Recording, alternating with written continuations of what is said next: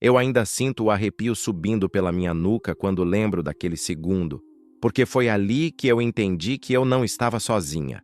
Eu estava de joelhos no tapete macio do escritório, com as mãos tremendo, juntando nota por nota. E a minha cabeça só repetia uma frase: se eu pegar uma única nota, minha vida muda hoje. Só que não era só a minha vida, porque o que tinha naquela mesa não era dinheiro esquecido. Era uma fortuna que poderia salvar a minha filha. E enquanto eu recolhia as cédulas espalhadas, eu senti como se alguém tivesse encostado a ponta de uma faca na minha coluna. Sabe quando você sente um olhar queimando suas costas? Eu congelei. A nota ficou presa nos meus dedos por tempo demais. Meu coração disparou como se quisesse pular pela boca. E foi nesse exato momento que eu ouvi, atrás de mim, uma voz baixa, firme, gelada. Então é isso que você vai fazer, Adriana? Meu corpo travou. Eu não consegui respirar. Eu não consegui nem engolir a saliva, porque eu reconheci a voz. Era ele, o dono da casa, o milionário, e a expressão no rosto dele partiu meu coração de um jeito que eu não consigo explicar. Só que eu preciso te dizer uma coisa. O que ele viu naquele instante chocou todo mundo e mudou 2 destinos para sempre. Mas antes de eu te contar como aquele momento aconteceu de verdade, eu preciso voltar um pouco. Porque se você não entender como tudo começou, você não vai entender o que eu sofri, o que eu carreguei sozinha, e por que naquele segundo eu quase fiz a coisa mais perigosa da minha vida. E eu te prometo, quando você entender tudo, você vai se perguntar a mesma coisa que eu me perguntei. O que eu faria se ninguém estivesse olhando? E antes de eu voltar para o começo, se inscreve agora, porque essa história é daquelas que te faz repensar caráter, desespero e escolhas. E compartilha com alguém que precisa ouvir isso, porque tem uma parte aqui que pode salvar alguém de cair numa armadilha que parece ajuda, mas é teste, é pressão, é limite. Agora respira e vem comigo, porque tudo começou muito antes daquele escritório. Eu sempre fui o tipo de pessoa que passa sem ser notada. E talvez, enquanto você me ouve agora, você saiba exatamente do que eu tô falando. Sabe quando você entra num lugar e ninguém olha nos seus olhos? Ninguém pergunta seu nome. Ninguém percebe sua presença de verdade. Você não é alguém, você é uma função. A moça, a faxineira, a funcionária.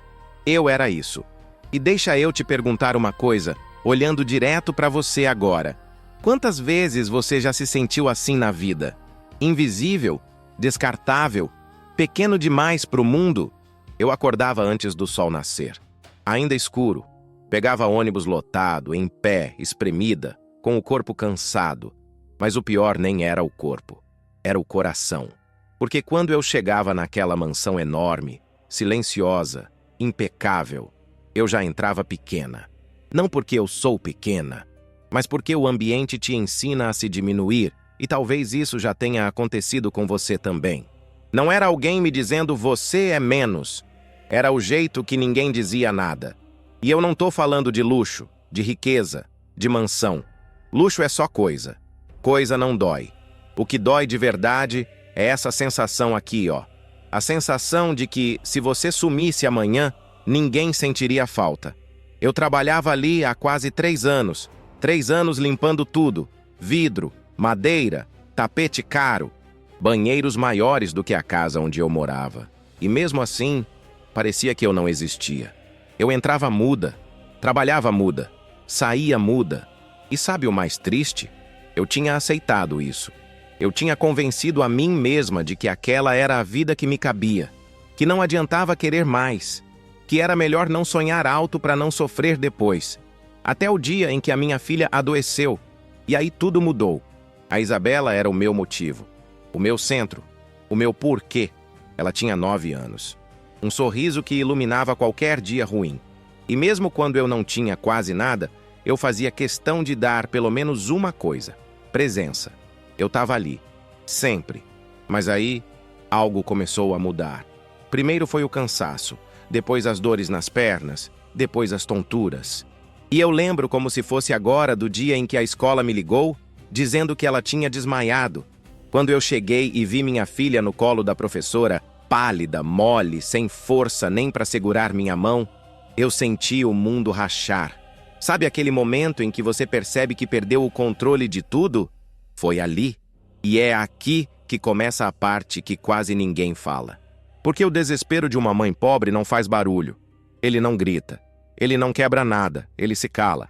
É você sorrindo para o mundo, enquanto por dentro tudo está gritando. É você dizendo vai ficar tudo bem, sem acreditar em uma palavra do que está dizendo. No posto de saúde, a frase foi simples.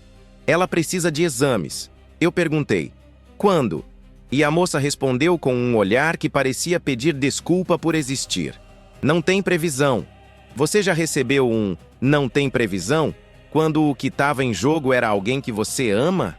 Aquilo não é resposta. Aquilo é abandono. A médica ainda tentou ajudar. Me puxou num canto e falou baixo. Se você conseguir fazer particular, faz. É urgente. Urgente. Eu perguntei o preço. E quando eu ouvi o valor, foi como se o chão tivesse desaparecido debaixo dos meus pés. Era um dinheiro que eu não tinha. Mas o pior não era isso. O pior era pensar. Eu não tenho. E não faço ideia de como conseguir. Eu saí dali segurando a mão da Isabela, sorrindo, dizendo que estava tudo bem. Mas por dentro eu só conseguia pensar numa frase que me assombra até hoje. Eu vou perder minha filha e ninguém vai ligar. E deixa eu te dizer uma coisa com toda a honestidade do mundo. Esse pensamento muda você. Ele muda a forma como você vê certo e errado. Ele muda o peso das escolhas. Ele muda quem você é quando ninguém está olhando. E foi exatamente por causa disso que alguns dias depois eu me vi de joelhos naquele escritório, cercada de dinheiro. Mas isso já é outra parte da história. Aquela semana foi uma sequência de humilhações internas. Não humilhação de alguém gritando comigo, não humilhação pública. Era pior. Era aquela humilhação silenciosa, a que acontece só dentro da sua cabeça. Porque eu comecei a fazer uma coisa que eu nunca imaginei que faria. Eu comecei a calcular a vida. E deixa eu te perguntar uma coisa bem direta agora. Quando foi a última vez que você teve que colocar preço na sua própria paz? Eu olhava a geladeira e fazia conta. Eu olhava a carteira e fazia conta. Eu olhava a Isabela dormindo e fazia conta. Quanto custa o exame? Quanto custa o remédio? Quanto custa um mês de comida decente? E a pergunta que sempre vinha no final, como um tapa na cara. E quanto eu ganho? Meu salário parecia uma piada cruel. Era como tentar encher uma piscina com um copo furado. Eu trabalhava e nunca chegava nem perto do suficiente. E é aqui que começa a parte que dá vergonha de contar. Eu comecei a pensar em coisas que eu sempre condenei. Pensamentos que eu empurrava para longe, mas que voltavam mais fortes. E se eu pedisse emprestado? E se eu fizesse uma vaquinha? E se eu vendesse o celular? E se eu parcelasse tudo? E então veio o pensamento que fez meu estômago revirar. E se eu roubasse? Quando essa palavra apareceu na minha cabeça, eu senti uma vergonha ardida, quente, sufocante. Era como se alguém estivesse me olhando de dentro para fora. Porque eu fui criada ouvindo uma frase que minha mãe repetia como se fosse oração. Filha, dignidade é a única coisa que ninguém compra de você. Só que eu vou ser honesta com você agora, sem romantizar nada. Quando você vê sua filha ficando fraca, quando você vê alguém que você ama perdendo força, dignidade vira uma palavra difícil de segurar com as mãos vazias. Você já passou por isso? Já sentiu que seus valores estavam certos, mas a realidade estava empurrando você para um lugar perigoso? Naquela noite eu sentei no chão do meu quarto. Nem liguei a luz. Chorei em silêncio para Isabela não ouvir. E ali, no escuro, eu fiz uma coisa que eu não gosto de admitir. Eu pedi um sinal. Não um sinal bonito. Não um sinal espiritual cheio de luz. Um sinal prático. Um sinal que resolvesse. Algo como: Deus, coloca uma solução na minha frente, porque eu não sei mais o que fazer. E olha como a vida é cruel às vezes. No dia seguinte, a solução apareceu. Clara, concreta, ao alcance da mão. Só que do jeito mais perigoso possível. E eu ainda não sabia. Mas aquele pedido no escuro tinha acabado de me colocar diante da maior tentação da minha vida. Eu lembro de tudo com uma clareza assustadora. O corredor, a luz batendo nas paredes e, principalmente, o silêncio. Aquele tipo de silêncio que parece observar você. Dona Cecília, a governanta, me chamou no começo da tarde e falou no tom mais normal do mundo.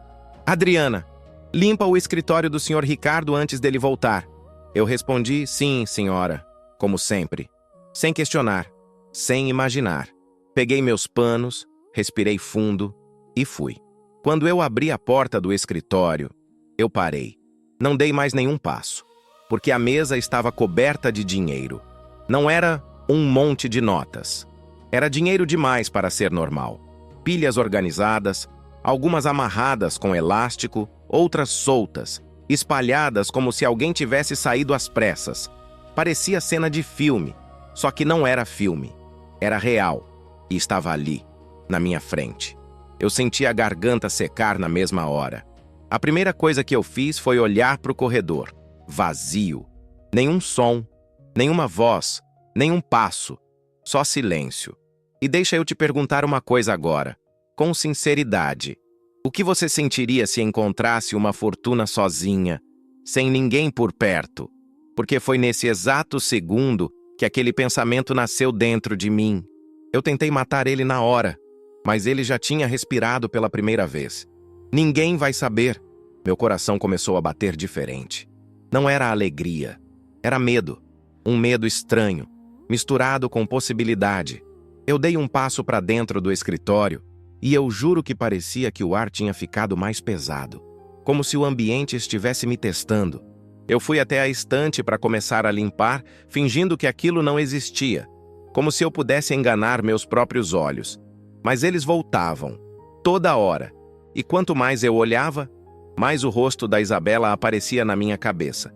Eu não queria pensar, mas eu pensava. Só uma nota, só um maço pequeno. Ele nem vai perceber. Você já percebeu como a mente fica criativa quando a dor aperta?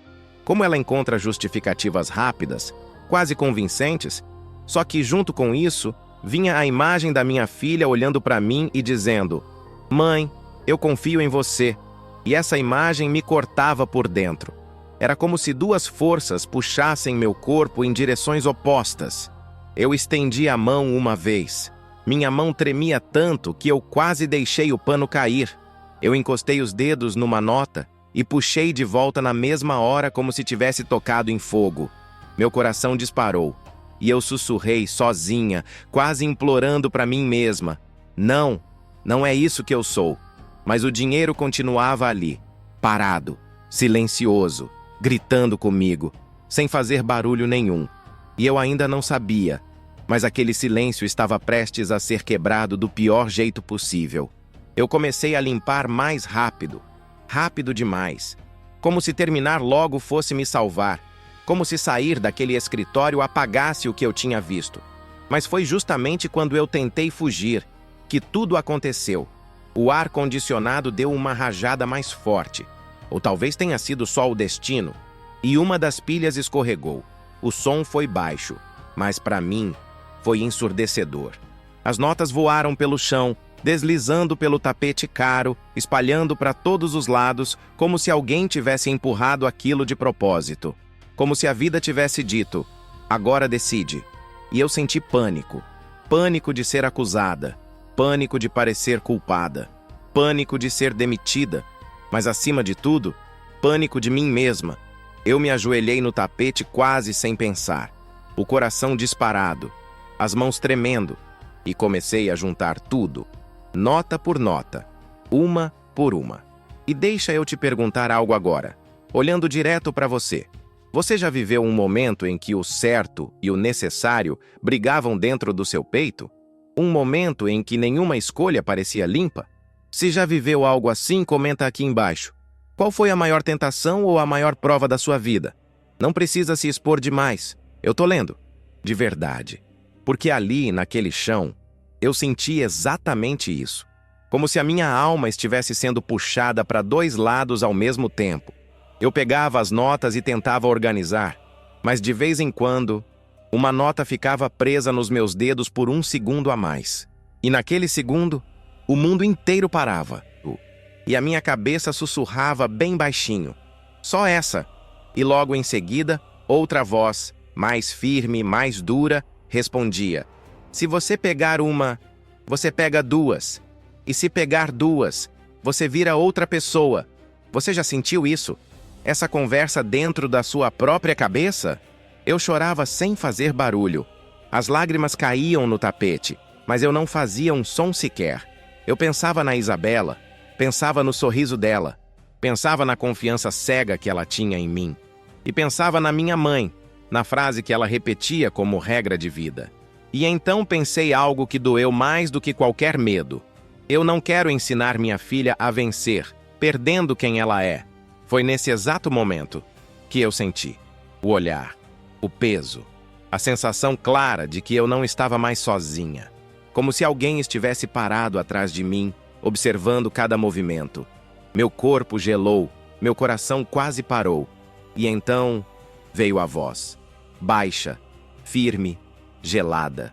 Aquele tom que eu nunca mais consegui esquecer. Eu virei devagar, devagar demais, como se cada centímetro do meu corpo estivesse lutando contra aquele movimento. Meu corpo inteiro tremia. Não era frio, era medo puro. E lá estava ele, Ricardo Fontana, o dono da casa, o homem mais poderoso daquele lugar, parado na porta, completamente imóvel, como se fosse uma estátua feita de julgamento. Os olhos dele não piscavam. Eles estavam fixos em mim, depois na minha mão, depois no dinheiro espalhado no chão. E eu senti meu rosto queimar, não de vergonha comum, de exposição. Aquela sensação horrível de ser vista por inteiro. A nota escorregou do meu dedo e caiu no tapete como se fosse veneno. Eu tentei falar, mas as palavras saíram atropeladas, quebradas, desesperadas. Senhor Ricardo, eu só... O dinheiro caiu. Eu tô juntando. Eu juro que eu não peguei nada. Você já tentou se explicar quando sabia que parecia culpada, mesmo sendo inocente? É assim que a voz sai. Ele não respondeu de imediato. Não levantou a voz. Não se moveu. Ele só me olhou. E isso foi o pior. Porque não era um olhar de ódio. Não era um olhar de raiva. Era um olhar de tristeza. Daquelas que machucam mais do que qualquer grito. Um olhar de quem já esperava o pior. E mesmo assim se decepcionou. Ele deu um passo para dentro. Depois outro. O som dos sapatos no tapete parecia alto demais. E eu recuei instintivamente, até minhas costas encostarem na parede fria. Meu coração batia tão forte que eu achei que ele fosse ouvir. Ricardo olhou para o chão. Depois para a mesa. Depois voltou o olhar para mim. E então perguntou, com uma calma que me apavorou: você sabe quanto tem aqui? Minha boca abriu, mas nenhum som saiu. Era como se minha voz tivesse sido arrancada. Ele respondeu por mim no mesmo tom calmo, como se estivesse lendo meus pensamentos. 2,5 milhões. O número ecoou dentro da minha cabeça. 2,5 milhões. Você consegue imaginar esse valor? Porque eu não conseguia. Eu não veria esse dinheiro nem trabalhando 10 vidas seguidas. E então ele continuou, cada palavra afundando mais fundo. Eu vi você entrar. Eu vi você olhar. Eu vi seu conflito. Eu vi você quase pegar. Meu estômago virou. Uma náusea subiu. Como assim? Você viu? Eu consegui perguntar quase num sussurro. E foi aí que veio a frase que mudou tudo. A frase que fez meu mundo parar por completo. Eu deixei isso aqui de propósito. Ele fez uma pausa curta, cruel. E pedi para te chamarem de propósito. E deixa eu te perguntar algo agora, olhando direto para você. O que você sentiria se descobrisse que o seu pior momento não foi um acidente, mas um teste? Porque naquele segundo, eu entendi uma coisa terrível. Eu não tinha sido pega no erro. Eu tinha sido colocada dentro dele. Quando ele disse aquilo, eu senti raiva. Não foi só medo, foi raiva mesmo. Uma raiva quente que subiu do estômago até a garganta. Porque na minha cabeça, ele tinha brincado com o meu desespero, com a minha dor, com a doença da minha filha. Ele cruzou os braços e falou como se estivesse explicando algo simples, quase óbvio demais para ser cruel. Você sabe quantos funcionários já passaram por esta casa nos últimos anos? Eu não respondi. Eu só encarei. Então ele continuou. 23. Fez uma pausa calculada. 12 roubaram. Aquela frase caiu pesada no ar. 12. Mais da metade. E então ele olhou para mim. Não como quem olha para uma pessoa, mas como quem olha para um dado, um número numa planilha. Eu precisava saber quem você era. E deixa eu te perguntar algo agora com o coração aberto. Você já se sentiu testada pela vida quando tudo o que você precisava era de ajuda? Porque foi exatamente assim que eu me senti. Eu falei quase sem perceber que estava levantando a voz. E você acha normal testar uma mãe desesperada assim? Ele respirou fundo. E foi nesse segundo que algo mudou. Porque pela primeira vez, eu vi nele algo que não era poder. Era cansaço. Um cansaço profundo. Como se ele tivesse se esgotado de acreditar em gente. Como se cada decepção tivesse arrancado um pedaço dele. Ele falou num tom mais baixo. Eu já fui traído demais. Eu já confiei demais. E eu cansei de ser feito de trouxa. E aquilo me acertou em cheio. Porque eu reconheci aquele sentimento. Eu também estava cansada. Só que o meu cansaço era outro. Eu estava cansada de lutar. Cansada de perder. Cansada de pedir ajuda e ouvir silêncio. Então ele continuou. Disse que ouviu alguém comentando sobre a minha filha doente, que sabia que eu precisava de dinheiro, que sabia que eu estava no limite, e que justamente por isso quis ver o que eu faria. Foi aí que veio a pergunta que me esmagou por dentro. Por que você não pegou, Adriana? Você já foi obrigada a explicar uma escolha que nem você mesma entendia direito? Eu respirei fundo. Senti a garganta fechar. E respondi com a voz falhando, mas verdadeira. Porque se eu pegar, eu viro alguém que eu não quero que minha filha conheça. O silêncio que veio depois foi pesado. Não houve resposta. Não houve reação. Só silêncio. E foi dentro desse silêncio que eu entendi algo que me deu arrepio. O teste não era só sobre dinheiro. Nunca foi. Era sobre confiança. E aquele homem, por mais poderoso que fosse, parecia estar morrendo por dentro por não conseguir confiar em absolutamente ninguém. Ricardo abriu uma gaveta lentamente, como se aquele gesto já tivesse sido feito muitas outras vezes. De lá, ele tirou um envelope grosso, pesado. Ele abriu, contou as notas com uma calma que me assustou, como se dinheiro não significasse nada, e então empurrou o envelope na minha direção. Aqui tem 20 mil. O número ecoou dentro da minha cabeça. 20 mil. Eu arregalei os olhos. Meu corpo inteiro reagiu antes da minha boca. Eu não posso aceitar. E deixa eu te perguntar algo agora, sendo muito sincera. Você já recusou algo que precisava desesperadamente? Porque ele nem hesitou. Respondeu seco, firme, sem espaço para discussão. Pode. E vai. Naquele instante, eu senti duas coisas ao mesmo tempo. Vergonha e alívio. Vergonha por precisar tanto daquele dinheiro. Alívio por, finalmente, enxergar uma saída. Meu peito apertou, e eu perguntei quase com medo da resposta. O que você quer em troca? Ele me olhou como se eu tivesse dito algo absurdo, como se a pergunta fosse ofensiva. Nada. Eu quero que você cuide da sua filha, só isso. E eu juro pra você. Naquele momento eu quase desabei de vez. Porque quando você passa tempo demais pedindo ajuda, quando você ouve, não dá, não tem como, volta outro dia. Quando alguém olha pra você e diz, eu resolvo, você não sabe nem como reagir. Você chora? Você agradece? Você desconfia? Eu peguei o envelope com as mãos tremendo. O peso dele parecia maior do que o dinheiro em si, e saí do escritório em choque, sem saber se eu tinha acabado de ser salva ou se tinha acabado de entrar em algo que eu ainda não entendia. E agora eu falo direto com você que está ouvindo essa história até aqui. Se inscreve agora, porque a partir daqui eu descubro, da pior forma possível, que nem toda ajuda é liberdade. Às vezes ajuda vira prisão emocional. Tem muita gente que confunde presente com proteção.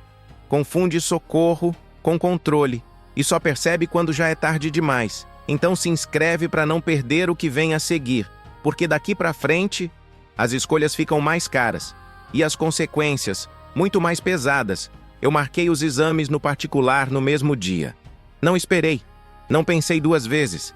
Era como se eu parasse um segundo, a coragem fosse embora. Eu entrei naquele hospital com a Isabela pela mão e senti uma coisa estranha dentro de mim. Eu estava feliz, muito feliz, mas ao mesmo tempo eu estava com medo. Medo de não merecer estar ali. Você já sentiu isso? Já sentiu que algo bom demais estava acontecendo com você e que a conta podia chegar a qualquer momento? Era exatamente assim. Os exames viraram uma maratona. Sangue, ultrassom, testes que eu nem sabia pronunciar. Isabela foi corajosa. Segurou firme a minha mão o tempo todo. E eu sorria para ela, enquanto por dentro eu implorava para tudo acabar logo. Quando a médica pediu para falar comigo a sós, meu coração simplesmente parou. Naquele segundo, eu já sabia que vinha algo pesado. Ela foi direta, sem rodeios, sem suavizar. Isabela está com desnutrição e deficiências graves. Foi como levar um soco no peito. O ar saiu dos meus pulmões. Porque no fundo, eu já sabia. Eu sabia que a gente estava comendo mal. Eu sabia que faltava coisa no prato. Mas uma coisa é você saber em silêncio. Outra é ouvir isso de alguém de jaleco, com exames na mão, números frios provando. Eu chorei ali mesmo. Não consegui segurar. E por um segundo, eu me odiei. Me odiei por não conseguir mais. Me odiei por não dar conta. Me odiei por ser a única responsável. Você já se culpou por algo que estava além da sua força? A médica percebeu. Ela segurou minha mão e falou com firmeza, olhando nos meus olhos. Você não é uma mãe ruim. Você é uma mãe sem apoio, e isso é diferente. Aquelas palavras entraram fundo. Porque ninguém nunca tinha separado isso para mim. Eu saí dali com 2 listas na mão. Uma de suplementos, outra de alimentos, coisas que eu nem comprava fazia meses. Coisas que eu sempre deixava para depois. Naquela noite, quando eu vi minha filha comendo direito, comendo de verdade, com brilho no olho, com energia, eu senti um alívio tão grande que chegou a doer. Era como se meu corpo estivesse soltando um peso que carregava há tempo demais. Mas quando a casa ficou em silêncio, quando Isabela dormiu, veio a pergunta. Aquela que ficou martelando na minha cabeça e não me deixou dormir. Se eu tive a chance de salvar minha filha com um dinheiro que não é meu, isso me faz uma pessoa pior? Ou só uma mãe tentando sobreviver? E deixa eu te perguntar agora, olhando direto para você. O que você faria se fosse o seu filho ali? Porque naquela noite, eu percebi uma coisa assustadora. Às vezes, o amor coloca a gente exatamente no limite entre o certo e o impossível.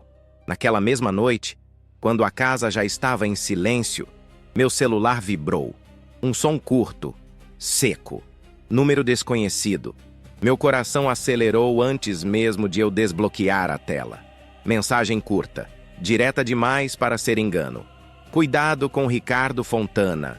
Nem tudo que reluz é ouro. Eu senti o estômago revirar na hora. Foi como se alguém tivesse apagado a luz dentro de mim. Eu digitei rápido, quase sem pensar. Quem é você?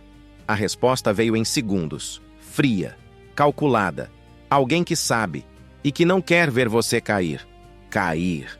Essa palavra ficou ecoando na minha cabeça. Cair de onde? Em quê? Meu dedo tremeu. E eu bloqueei o número.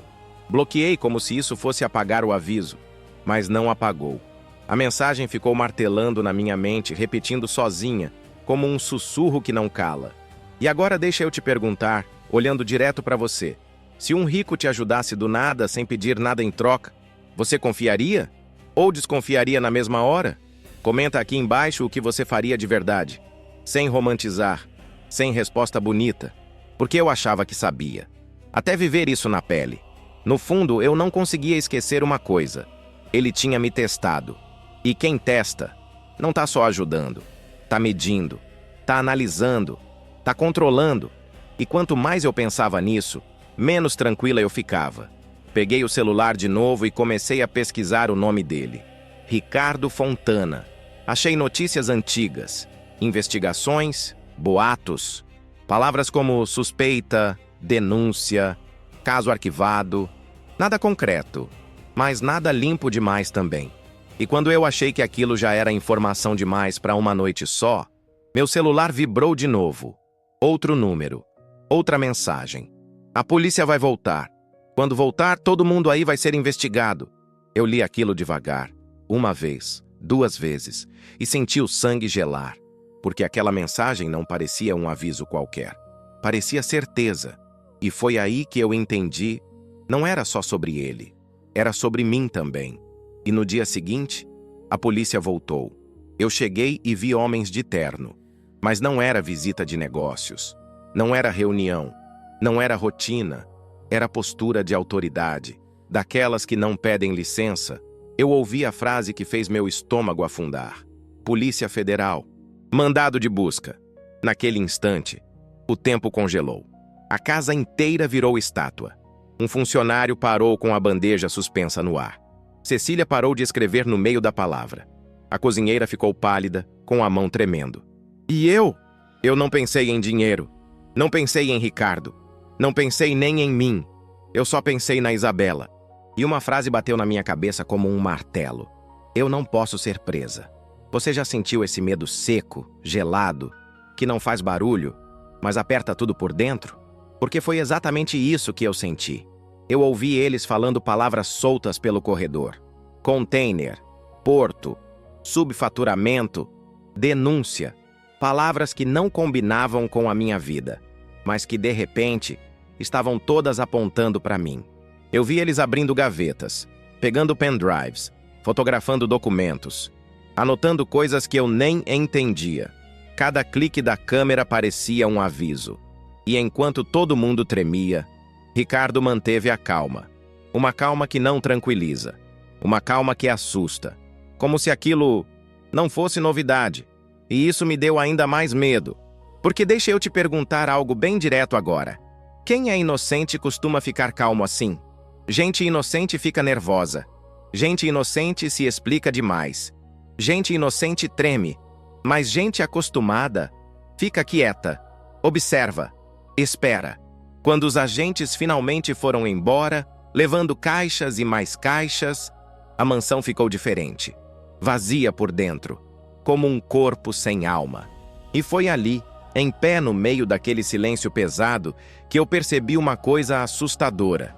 Eu tinha entrado num mundo onde meu nome podia virar parte de uma investigação, sem eu nem entender as regras do jogo, sem saber quem mandava, sem saber quem caía, sem saber quem sobrava. E quando eu subi as escadas para falar com Ricardo, meu coração já tinha decidido. Eu estava pronta para ir embora, mesmo sem saber se sair ainda era possível. Eu bati na porta do escritório e entrei. Eu disse, eu vou sair. Eu tenho uma filha. E ele respondeu, você acha que eu quis isso? Eu perguntei direto, você está envolvido em coisa ilegal? Ele respirou fundo e disse o que eu nunca achei que ouviria. Eu subfaturo. Sim, meu coração afundou. Ele tentou justificar com discurso de sistema, de impostos, de todo mundo faz. E eu não vou mentir. Eu entendi a lógica, mas eu odiei a escolha. Só que o pior não foi a confissão. Foi ele dizer com frieza, você não tem prova, só minha palavra. Naquele momento eu entendi o tipo de homem que ele era. Um homem que joga no limite. Um homem que controla o risco. Um homem que não deixa rastros. E aí eu te pergunto, comenta aqui porque isso é muito sério. Você acha que todo mundo faz é justificativa para coisa errada? Ou você acha que mesmo com um sistema injusto, a escolha ainda é sua? Eu queria sair, mas eu olhei para o remédio da Isabela na mesa de casa. Olhei para o dinheiro que ainda segurava minha filha de pé. E eu senti o peso de uma decisão impossível. Eu tentei me afastar, mas as coisas começaram a me puxar. Ligação do advogado dele. Você será testemunha. Eu nem tinha aceitado de verdade. Só que eu já tinha aceitado o dinheiro. E aí eu aprendi uma lição que eu queria que alguém tivesse me contado antes. Quando você aceita um presente de alguém perigoso, às vezes você não ganha. Você assina. Assina sem caneta. Assina com silêncio. Assina com medo. E eu comecei a mentir. Primeiro para mim, dizendo, é só uma fase. Depois para Isabela dizendo, não foi na casa que apareceu na TV. E cada mentira parecia pequena, mas elas iam se juntando dentro de mim, como pedras. Eu sentia o peso. Eu acordava assustada com o telefone tocando. Eu pulava quando alguém batia na porta. E eu comecei a perceber uma coisa. Eu não estava vivendo. Eu estava sobrevivendo, com um gosto amargo na boca.